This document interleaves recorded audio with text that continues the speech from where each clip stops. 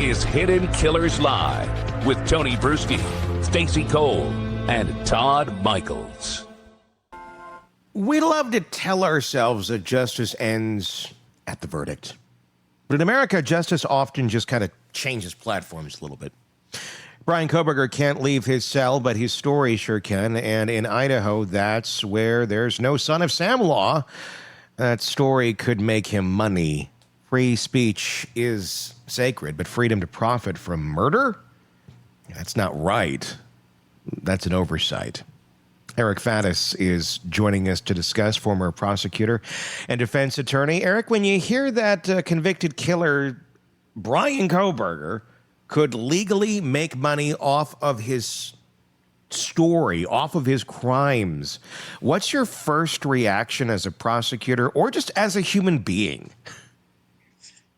Yeah, Tony, I mean, when you go out and slaughter innocent people, you shouldn't be entitled to some kind of benefit for that, some kind of monetary windfall for those horrible misdeeds. And so that's my initial impression. I think that's how a lot of society sees it. You know, on the other hand, there are interests regarding free speech and that kind of thing. And so it's sort of a balance that the courts and legislators have to look into. And it looks like it wasn't adequately looked into, at least in Ohio.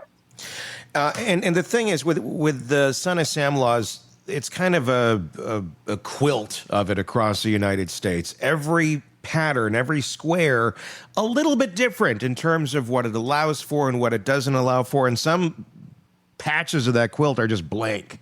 And that would be what Idaho is. There's nothing there. No thought put into it because there's never been legislation on the books for it. And where it is on the books, a lot of places it's been watered down, it's been changed, it's been this, it's been that. Some have stronger ones, some have weaker ones. Idaho never passing one in general. I mean, walk us into what that means in plain terms. What's legally allowed and what shouldn't be in Idaho? Yeah, you know, Tony, I mean, these laws had come about. The Son of Sam law came about in New York, where they had a mass killer, the Son of Sam. He wanted to profit off his crimes by writing a book, and they said, hey, no, you can't do that. You know, I'm not sure Idaho perhaps envisioned that they might have some mass killer who might want to do this there. Perhaps they should have, but they didn't. What it means, Tony, is that at least as the law stands right now, Kohberger could write a book. He could write a tell-all. He could receive monies from that tell-all, and that could make his lifestyle better while in prison for the rest of his life, substantially better, potentially. Can we talk about what that means? Sorry about that, Tony. Can we talk about what that would mean for his life in prison? If he's got more money, how much of that would he even be able to use? Would it even be worth it to him?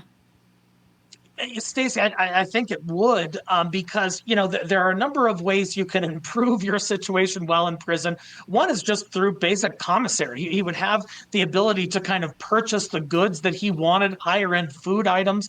One thing that can do is that can be used as money in prison, and he can make trades. He can gain loyalty and power and influence potentially, and protection as well. On top of that, you know, he could send money to other inmates. I mean, just talking hypothetically, but possibly prison gangs to try to get protection therefrom, to try to get them to do things he wanted them to do.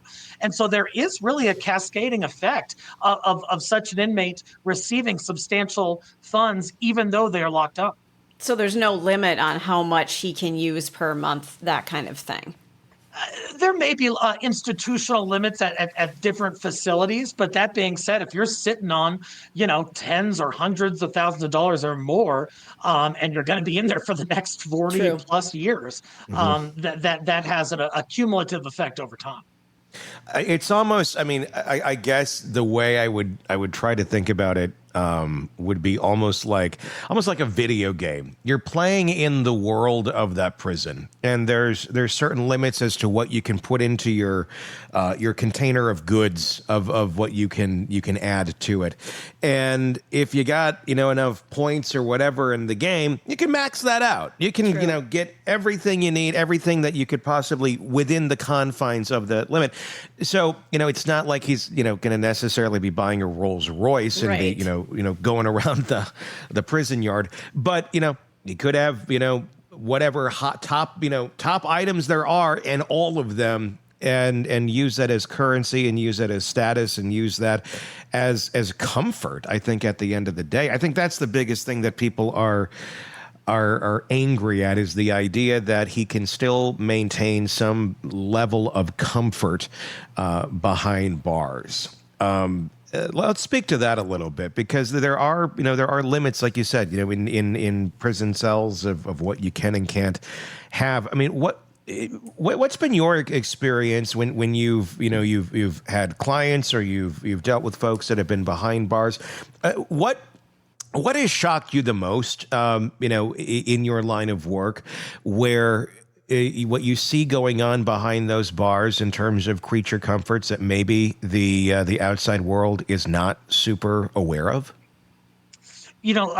Within those prison walls, within jail walls, and any sort of correctional institution, you'd be surprised how valuable like a honey bun is, or how, these folks, there's a scarcity of sort of delightful food items, and you'd be surprised how far it can go and how much you can gain from having possession of these things, trading them for favors, for protection, for other comforts. And then you got to look to the outside the walls of that correctional facility. There are transactions that are made all the time. There are agreements that are brokered within the facility, such that, a person who has funds might send some of those funds, or direct them to be sent to an inmate's family outside, or an inmate's friends or gang members, potentially, to pay their bonds, to pay for legal fees. There are all sorts of transactions that happen outside the prison walls as well, that are contemplated by a prisoner who acquires substantial monies.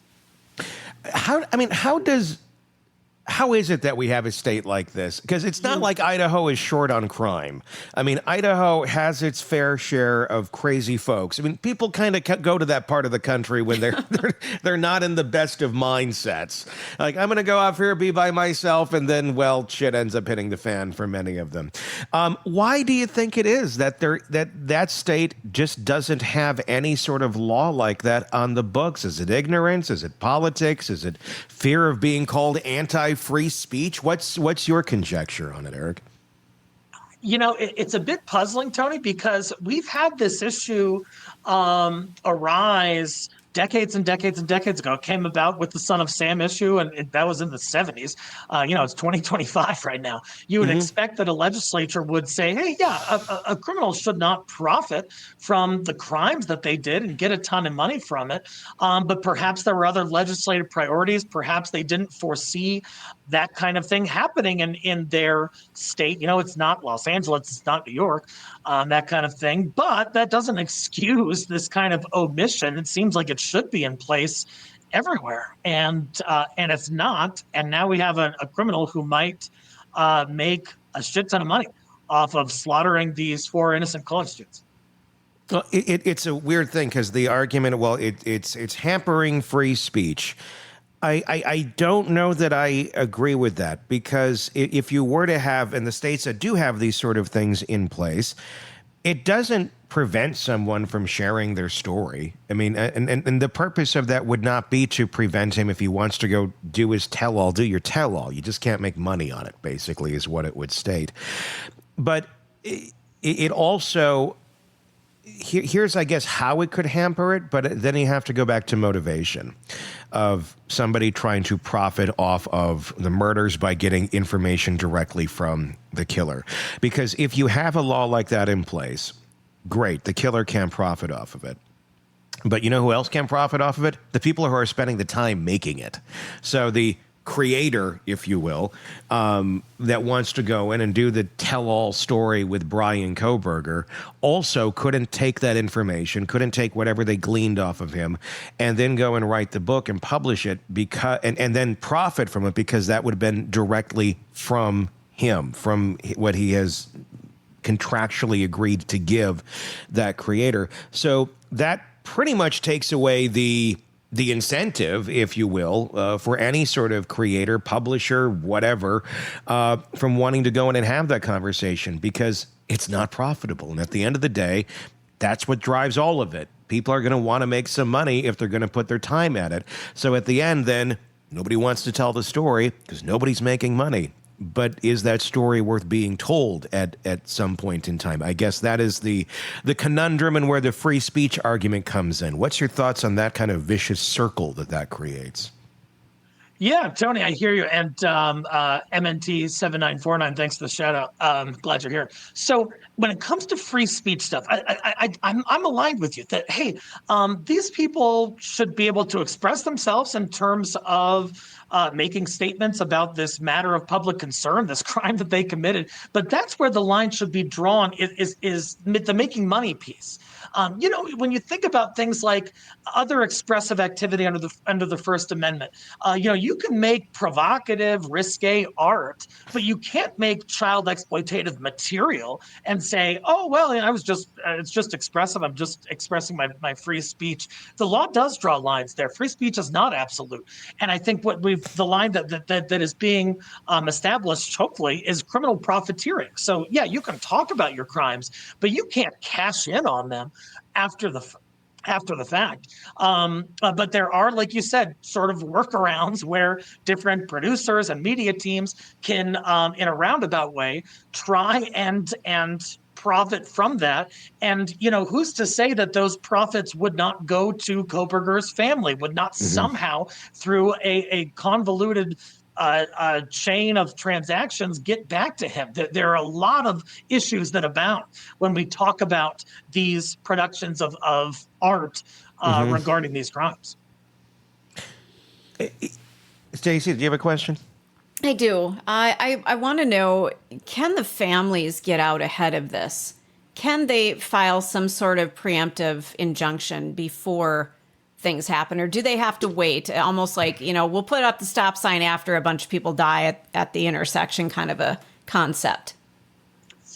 The thing is, Stacey, they would have to have a law on which they could hang their hat, on which their motion or request to the court or whomever would be based. And when you have in Idaho a lack of such a law, they can't just go and say, hey, this would be terribly unfair. You guys shouldn't allow this. They kind of need a legal mechanism by which they could bring that to some kind of arbiter like a court.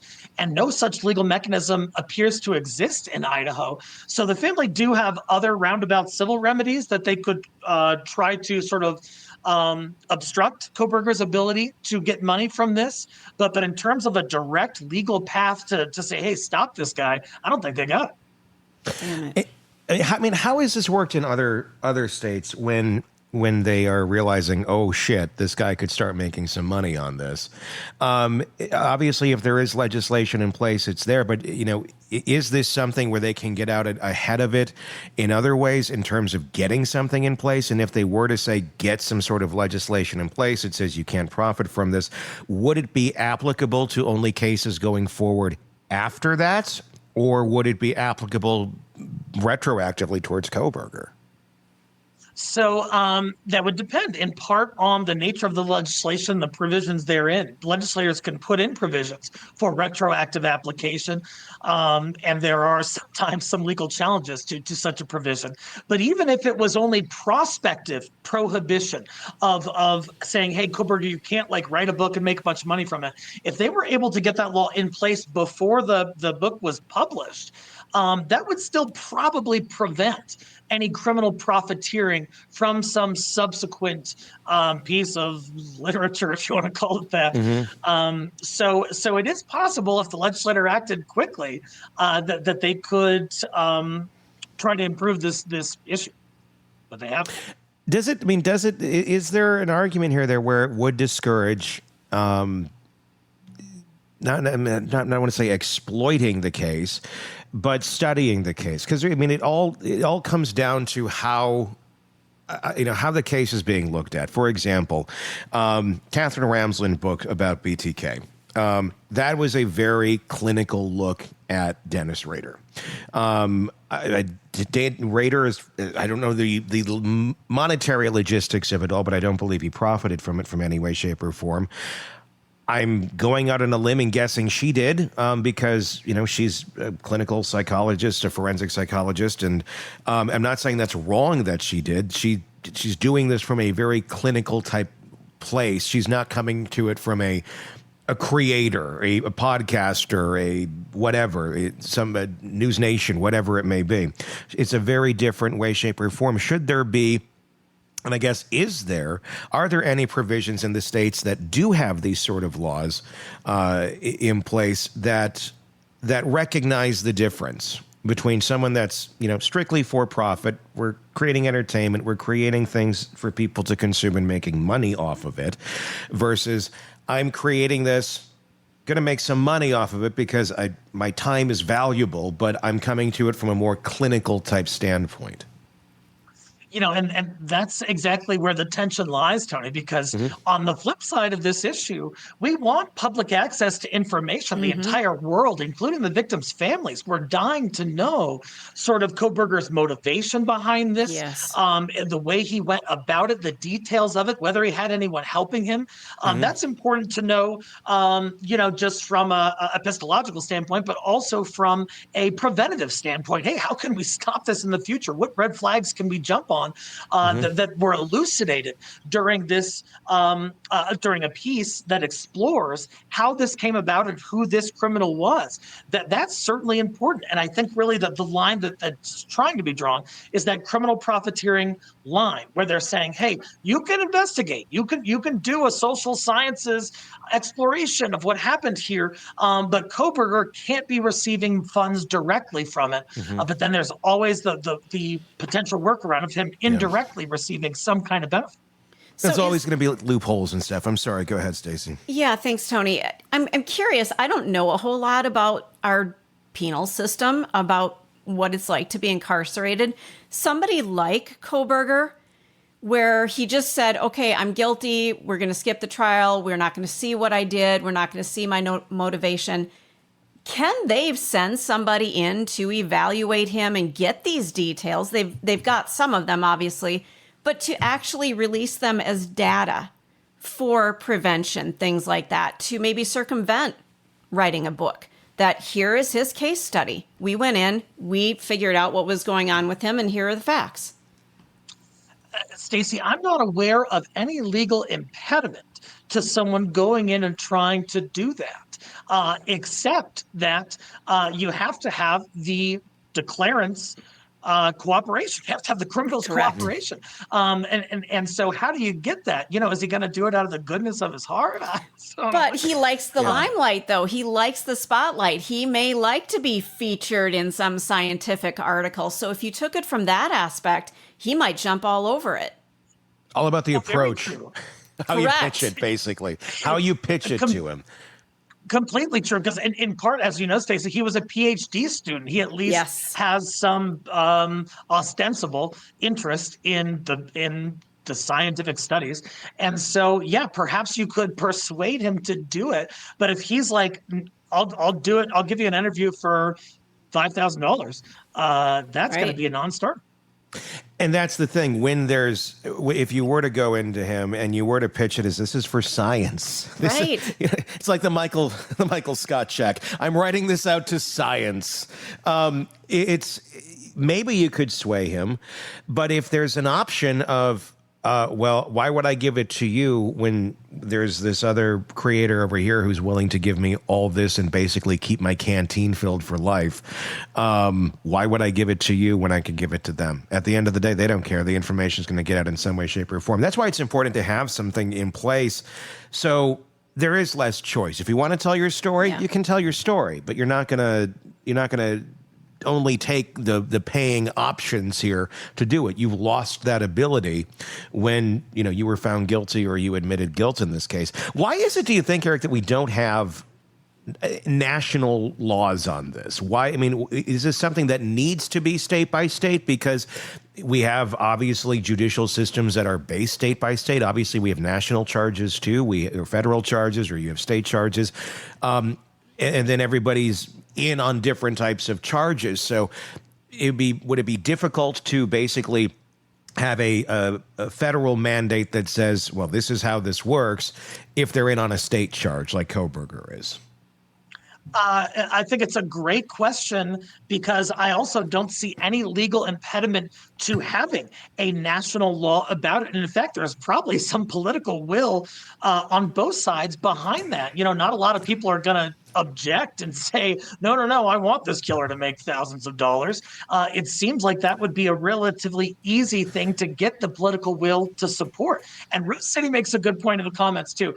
She mentioned that Kohberger didn't share his motive and he will use that for a cash grab later. That was my suspicion. When such provision was not included in the plea agreement, they could have said, hey, in order to get death penalty off the table, you got to tell us your motivation why you did this. They did not include that. And I was wondering if Kohberger was keeping that close to the vest for a possible payout down the road. Why do you think they did that from a legal standpoint? Why on earth do you think the DA, who I've called Santa Claus several times in this because he has the Santa Claus beard, why do you think they didn't put that in there? The families wanted it. I think the public wanted it. I think humanity wanted it. Was that, I mean, it's quite an oversight to say it's just an oversight, but why on earth do you think that they did not make him talk? If you want to take this plea, great, but you're going to talk like they did with Rader, like they've done with others. With him, it does feel like he got off way too easy without having to say anything. I don't know. Was it just the lack of motivation on the part of the DA or the prosecutor? I don't know. What's your take on that? It's hard to say. I can only speculate, but I'm wondering, that's not a terribly common provision to be in plea agreements where the defendant has to give his reasons for what he did and talk about his motivation. However, it's not unprecedented. Like you said, it's happened before. They can build that into the plea agreement. I don't see any constitutional issue with that at all. And, if you want the death penalty off the table, why don't you come and at least tell these families, give them some peace of mind as to what happened and why you did this. I'm wondering if the prosecution was just sort of getting close to the trial. It was going to be a huge nationally publicized thing, a lot of pressure, a lot of stress. And I'm wondering if they went to Kohberger and said, hey, we want this provision in there. And he said, I'll plead guilty to the 4 murders, but I'm not doing that provision. And they said, well, this is the best outcome we're going to get aside from going to trial, so we'll take it. Yeah. I think they should have called his bluff on that. I mean, at the end of the day, I just that I think will always, I know it's bothered so many people, and I think is one of the biggest mistakes in the way that case was handled. The reality is with all this, even if there is a law that's in place, even if there is some motivation here, and hope to God there is, so if there's any case that would drive some sort of legislation to be in place fairly quickly, I would think this might be the case for Idaho to get something on the books. Yeah. But at the end of the day, even if that is on the books, it doesn't stop anyone from going, I'm going to go fill Kohberger's canteen. And the reality is that is happening right as we speak. That's kind of what brought this conversation to light, is there's still a lot of pro-burgers out there. And I mean, there always has been these people. This goes back, as long as someone's been incarcerated, there's been some whack jobs out there that want to get married to them and somehow think they're innocent, and, they exist. I mean, to me, it's like,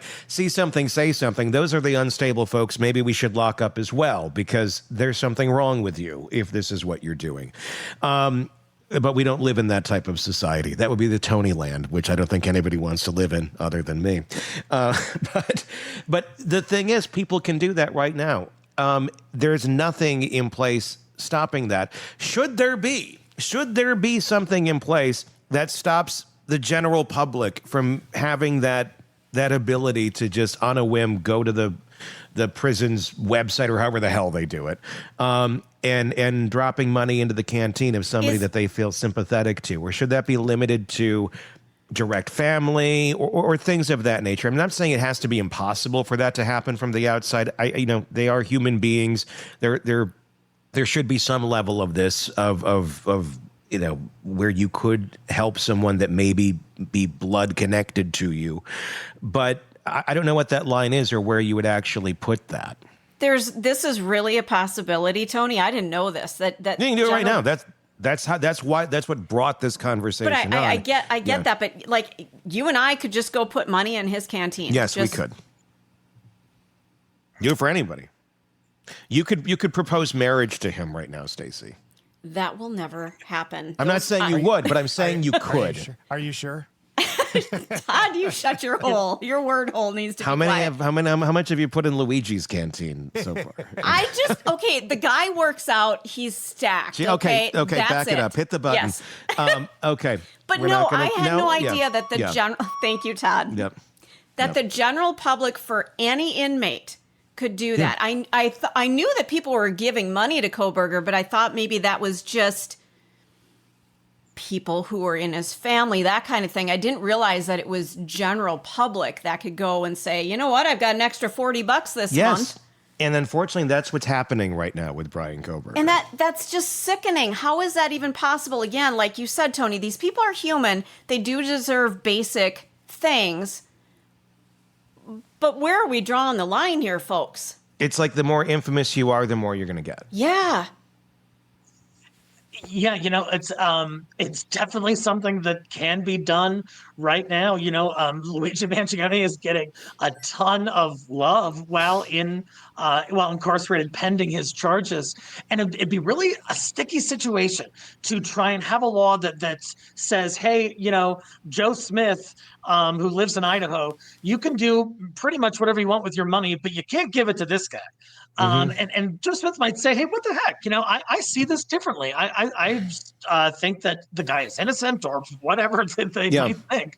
And people are entitled to have, positions that are wrong and to take action on those positions. So I think the workability and the enforcement of such a law would be problematic. However, I think you could probably prohibit funding any sort of criminal profiteering, but then how do you distinguish, hey, no, I was just giving him money for the honey buns and not this, to set up this future media piece he wants to do? That would be tough as well. Well, I mean, and maybe that the policing of it is what it is. It is limited. There is only so much you can spend on your canteen on a weekly basis or day or whatever it is. Most prison systems do have that where it's X amount. You can't like buy out the fucking canteen. Right. You can't have like $100,000 sitting there. And then become the canteen. Yeah. Because if you had that, then, that you could do that. If you have endless funds, I'm going to buy everything. And then you can jack up the price and then resell it from your cell or, get shanked and have somebody steal it all from you. But I mean, that's where the regulation does come into place. But then it does give them an endless supply of whatever they want, within the means of that system. I don't know that there is a true mechanism that would truly stop this, because when you say, if you were to look at this case, Kohberger, you go, yes, heartless, evil bastard, no food for you. But that's my opinion. That's pretty much, I think healthy society as a whole's opinion. But how do you regulate it? How do you say, well, this guy is like this, but this guy who's also in here is like this? But if there's empathy over here for this person, maybe a lesser crime, how do you distinguish the two? You really can't and say, well, because this person gets this, then you can't get this. It creates far more issues than it actually solves, I think, at the end of the day. And then we get lost in the minutia and the chaos. And maybe that's the answer. Maybe that's why Idaho hasn't done anything, because they're like, it's just more chaos. We're just going to limit you to like $40 a week and that's it. I don't know. If I may, there's one way that could help prevent Kohberger from criminally profiteering from this, and it's sort of referenced in a comment from Shanna Edwards. So sorry for the loss of your niece, where she says the defendant was ordered to pay what he owed from his own funds in his commissary, and that is what could happen here if the families sue Kohberger for wrongful death and prevail. Then they would have a judgment against him. And then any funds going to him could be subject to garnishment or complete depletion based on this outstanding amount that he owes. So even though you can't do it in a direct or it'd be hard to do it in a direct legislative way, you can do it in this roundabout civil remedy way. And I imagine the victims' families are thinking of doing just that. Well, I mean, that's how that's how it works right now with the judgments, and that's why Kohberger is making that argument in court of, well, these families are made whole by GoFundMe, so I shouldn't have to pay anything in judgment. Right. Like, no, you should, because the way it's currently structured is 20% of whatever is in that account that you have is going directly back to the families to pay that restitution. Lori Vallow-Daybell trying to make the same argument, going, I'm in prison, I don't have any money. Well, guess what? Any money that does go into that account, 20% has to go back. And that's just how it's structured. One could argue, well, maybe it should be 100%, maybe it should be 80%, maybe it should be whatever. I feel like it should be a hell of a lot higher than 20%. But essentially, it's like wage garnishment at that point. And that's really what it is. But when you're behind bars for something like this, naturally we want to see the person burn. And we want to have very, very little leeway, very little room for comforts. But again, that is how our system works. And that is why they are arguing, why am I paying these why should I have to pay? You're getting paid this or that. Because it's on you. Because someone paying your fees doesn't wipe your responsibility off for it. But with that being said, again, is this something that because every state, every system is so different, do we really need some sort of just national guideline, some sort of national law that says, here's how it works in this country? Would that fix a lot of these state-to-state issues? I think totally. And when we're talking about, what laws ought to be federal, what laws ought to be state by state, if it's a matter of a local concern, for example, when it comes to certain agricultural practices or certain mining practices, natural resource practices, that kind of thing. That's kind of a state-to-state thing. So, some localities might say, hey, this industry helps our state and we want this kind of mining, whereas a second locale might say, hey, we don't want that, and that's a state-by-state issue. But here, there's no such matter of local concern that would dictate that such a prohibition should be state-by-state. It seems like criminal profiteering is wrong, any which way you look at it, no matter what state you're in, which would militate in favor of some sort of federal legislation. Damn it. So it's a messy one. Because it's easy to go down the road of emotion on this, but then you got to look at the bigger picture. How would this, you legislate? You can't just legislate for one inmate. And right. That's the reality of it. So is it good for the greater good, or is this just legislating out of vindictiveness towards one person? Because that's never going to be an effective route of doing anything. I also wonder, I just want to throw this in. I also wonder how much Kohberger, whether there's money involved or not, would just want to do this to get back at the families and feel some sort of control over the way this thing all laid out. That's a great point. I think that's what it's all about at the end. It's all about control. That's the one thing that feeds him, and this is the one little place he still has ability to have some control in, unless there is some action taken. So if anybody is angry about this right now and you are in Idaho, you got to call your legislators. Yeah. You got to let them know you want something to change, because they're not going to listen to people from outside of Idaho, number one. If you're in Idaho and you think this is crazy, then do something about it. Do something about it. Be on offense. Let's not be reactionary on this. Let's try and do something about it. You're not going to solve everything. A roadblock is a roadblock. A speed bump is a speed bump. It's better than nothing. And it feels like there should be something there, because right now it's pretty much free game for Bryan Kohberger if he wants to make some money on this, which is pretty sick. But it is reality, and it's good with dealing with reality on reality's terms. Let's talk about another case. A 6-year-old brought a gun to class. 4 different adults sounded alarms. The assistant principal told them the kid's pockets were too small, couldn't possibly have a gun. Hours later, teacher Abby Zwerner was bleeding in the hallway floor. After 4 teachers said, I think this kid has a gun.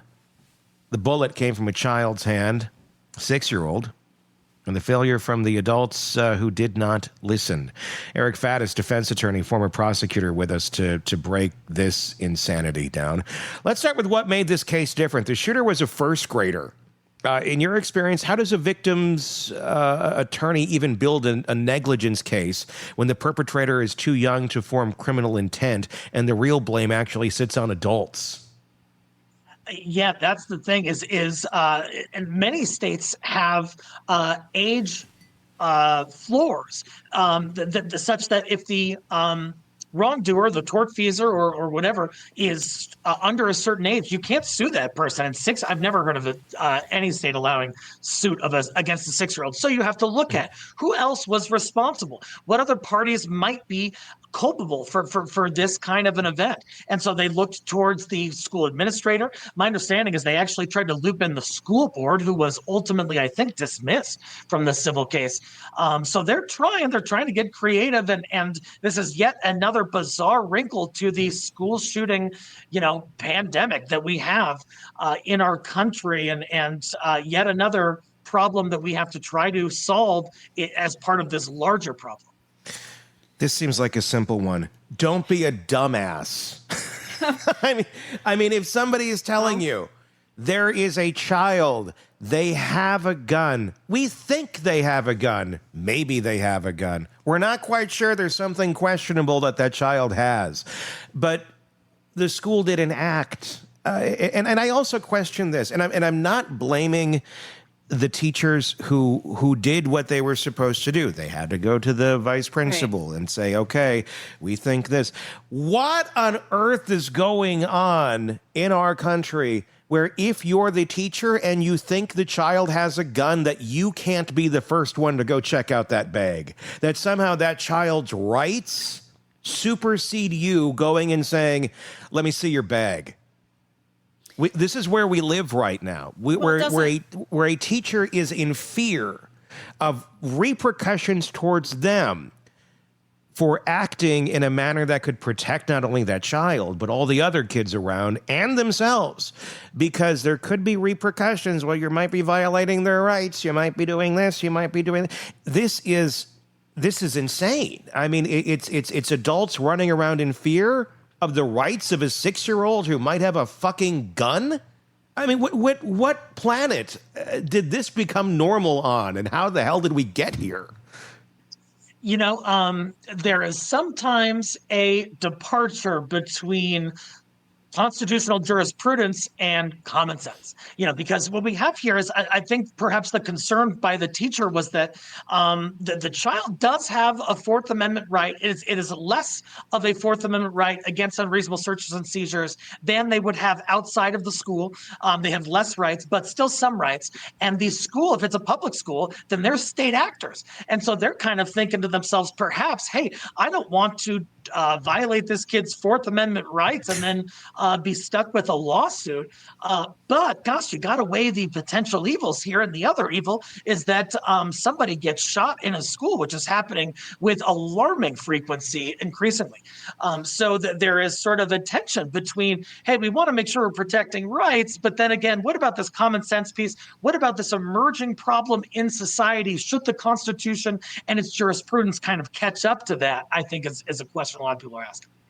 If we go into a concert, if you go into any sort of busy place, they will check your bag. I can't go, you're violating my Fourth Amendment rights. You can't check my bag. You just have to trust me that everything's going to be A-okay. Why on earth? How is this not applicable in a school setting? So I think the distinction that the school would say exists is that, at a concert, you're talking about private entities, private individuals, and no one has a Fourth Amendment right against private individuals trying to search your shit, but you do have a right against public entities trying to search your stuff. So in the school context, the Fourth Amendment applies, whereas at a private concert with private entities, it doesn't. I'm not saying that that's how it should be. I'm saying that that's how the current jurisprudence is laid out. And even though those students have a diminished right in against searches and seizures, there are still some rights there. But should we be empowering teachers to be able to take direct action on a serious lethal threat that could be imminent? I mean, I think the answer is of course. And so we've got to sort of make some legal changes to authorize that. Well, and one of the things that they said, and I did some research on this, the district said that being shot isn't a normal teaching risk. I would like to argue that because Fuck, it isn't. 344 shootings since Columbine, that pushes that into the level of it is a risk. It's something that we've been seeing. I'm not going to call it a trend, but I'm going to say that, well, it's more than one. So it's a possibility. Yep, you're saying there's a chance? You're damn right there's a chance. Yeah. No, Stacey, I'm totally with you because, and I think if you ask nearly any actual teacher, one of my best friends, Joey Cohen, is a teacher, and you better believe that goes through his head damn right regularly. And so to say that this isn't sort of a normal work hazard of being a teacher, I think is detached from the reality of this, I will call it an emerging trend in school shootings that we're seeing. Okay. And like the last 24 said, maybe in the 80s it might have been different, but 2025, this is the reality. Well, how did we go from we're going to be really vigilant, we're going to keep all the kids safe, to, well, you all have these rights and we don't want to hurt your feelings? Or, I mean, it's insane. After Columbine, I was a senior when Columbine happened. I know you're a few years younger than me, Eric, but you would have been in school too when that was going on. Yeah. So you lived through being in the education system for many of the years after that. I got the fuck out, thank God. But it was disturbing. But we didn't care. Nobody thought, well, my rights are being violated, they're going to check my backpack. But they started checking everybody's backpack. You walked in the building, it was like walking into an airport for a little while, where they're checking shit. And it was just the norm. Nobody was like, well, my rights are being violated. What the hell changed where this was just common sense, where, yeah, we're going to make sure that this stuff is being checked so nobody gets hurt. No harm, no foul. But we're now at a place where we can't even look in a first grader's backpack to make sure there's nothing dangerous in there. I mean, that basically says right now, my daughter going off to school, all these kids come in with their backpacks. Teachers have no right to look in them no matter what, even when they suspect there might be something there that's dangerous because it might violate their Fourth Amendment right?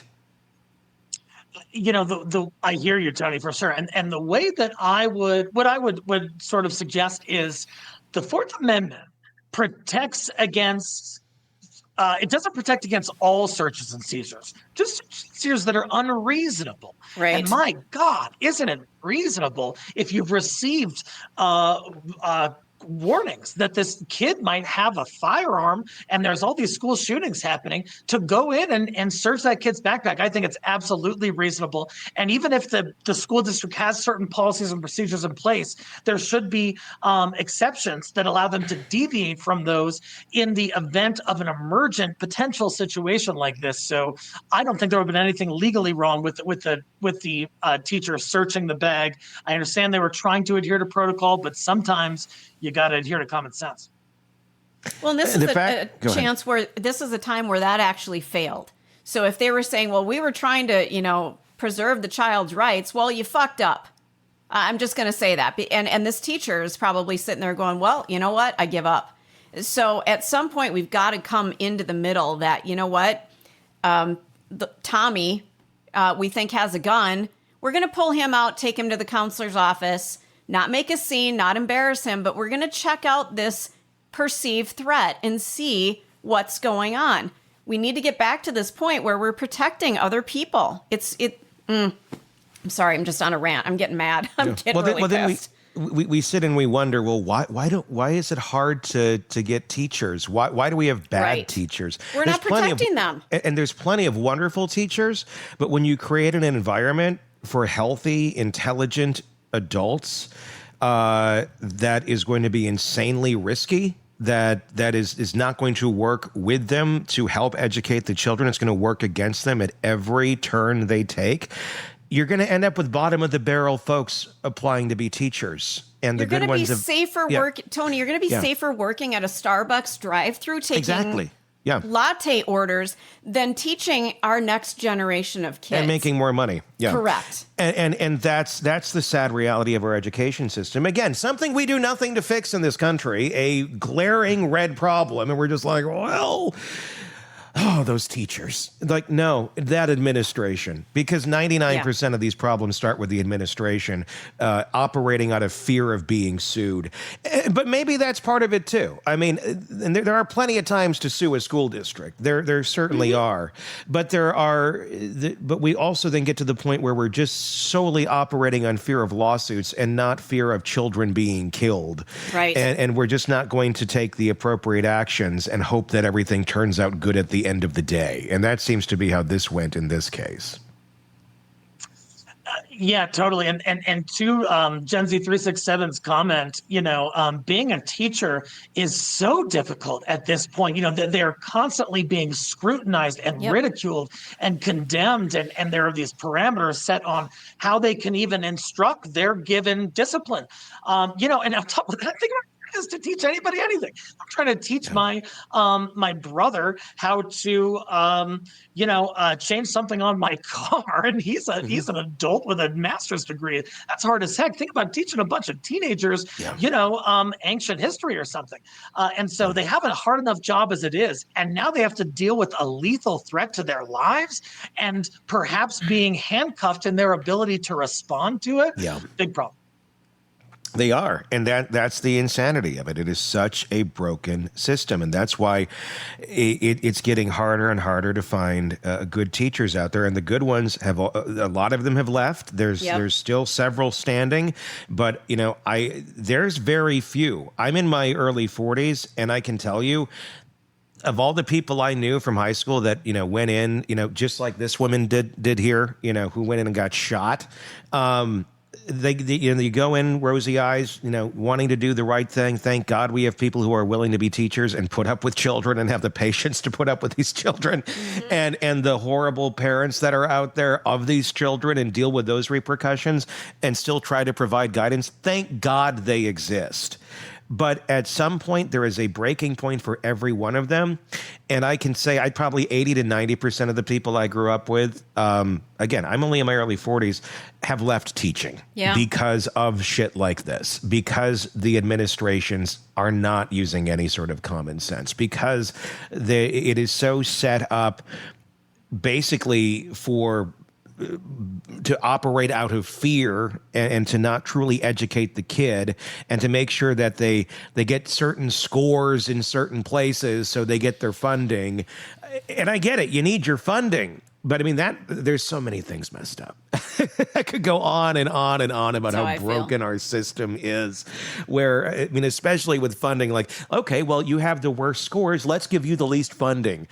Maybe that should be a sign they need more funding because they need help, not less help. But that's how our system works. The schools that have the best scores, that end up having the best teachers because they have the best pay, end up getting tons of resources and tons of money. And the schools that are struggling, it's like, oh, you're down, let's keep kicking you. That's how the United States education system works. That's why we're in the problem we're in today. That's why we have the young adults that we have today.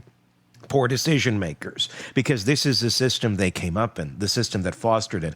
This is not a broken system. This is how the system is designed to work right now. It's our job to say, this is broken. We need to change it. It is currently working as designed. And that, I think, is something nobody wants to accept, because it takes some courage, it takes work, it takes effort, it takes energy to change something as difficult as this whole thing is.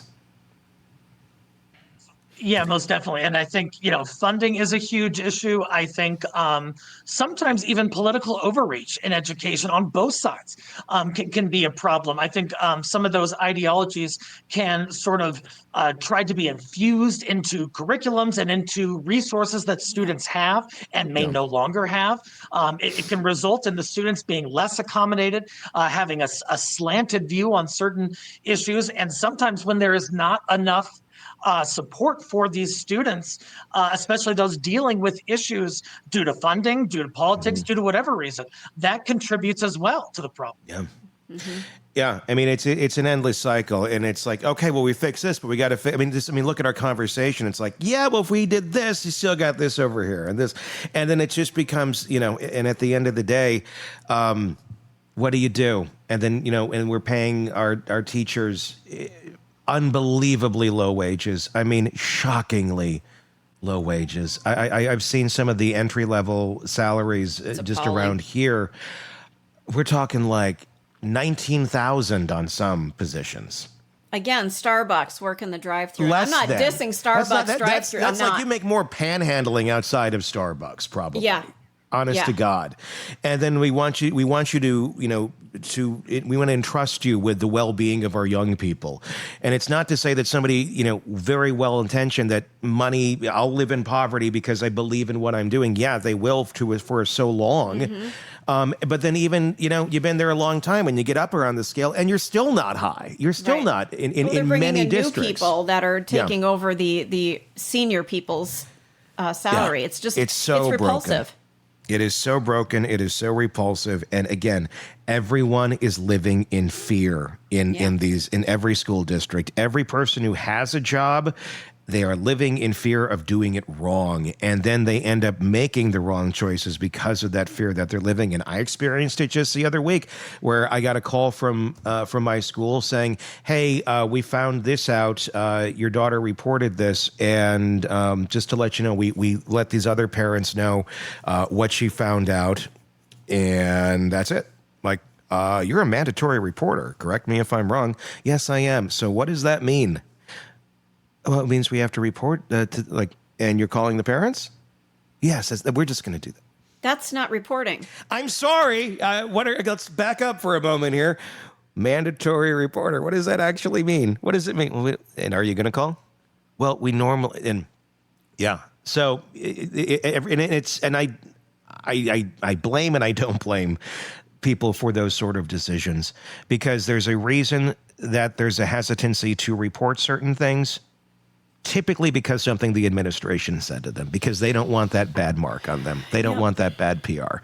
They don't want to be looked at as this. They don't want to be looked at as that. And that's how you get this fucking cycle that goes on forever. Look at the Devil's Den case. I mean, look at how they basically shuffle teachers around in so many districts like they do Catholic priests that molest kids. I mean, it's so freaking broken. It's insane. And it's an icky subject, so people don't like to talk about it either. But we did, and I'm glad we saved the world today. And, I was going to say, did we fix anything? No, but hopefully we opened up some people's eyes that didn't realize just how broken this shit show is. Eric Faddis, as always, thank you for coming on. Defense attorney, former prosecutor, Varner Faddis Law in Denver. Thank you so much for coming on, as always, Eric. Great to be with you. All right. Until next time, for Eric, Stacey, and Todd, I'm Tony Brueski. We'll talk again real soon. Want more on this case and others? Then press subscribe now and don't miss a moment of true crime coverage from Tony Brueski and the Hidden Killers podcast.